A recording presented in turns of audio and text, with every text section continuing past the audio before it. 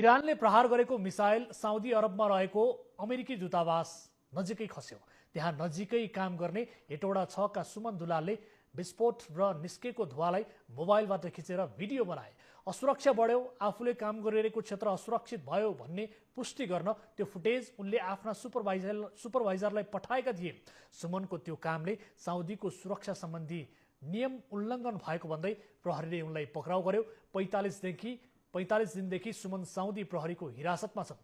सुमनकी दिदी रिताले सिधा कुरा जनतासँगलाई सम्पर्क गरेर आफ्नो भाइ निर्दोष हुँदाहुँदै पनि हिरासतमा बस्नु परेको भन्दै गुनासो गरिरहेकी छिन्। यस विषयमा थप जानकारी लिन्छौँ, के भएको हो र अहिले खास गरी त्यहाँ सम्बन्धित निकायले के बताइरहेको छ भनेर जानकारी लिन्छौँ। सुमनकी दिदी रिता दुलाल हामीसँग प्रत्यक्ष रूपमा जोडिनु भएको छ। रिताजी, स्वागत छ कार्यक्रममा। हजुर सर, धन्यवाद। नमस्कार सर। हजुर, तपाईँले हामीलाई जे पृष्ठभूमि बताउनु भयो घटनाका विषयमा त्यो हामीले दर्शकहरूलाई जानकारी गराएका छौँ। अहिले तपाईँहरूले आफ्नो भाइका सन्दर्भमा गरिरहेको प्रयास के हो र सम्बन्धित निकायबाट कस्तो जवाब पाउनु भएको छ? सर, हामीले चाहिँ सर्वप्रथम चाहिँ हजुरलाई धन्यवाद दिन चाहन्छु। यो मलाई एकपल्ट यस टेलिभिजनमा बोल्ने अवसर दिनुभएकोमा। सुरुमा चाहिँ हामीले उताको नेपाल दूतावासमा, साउदीमा रहेको नेपाल दूतावासमा नै सम्पर्क गरेका थियौँ।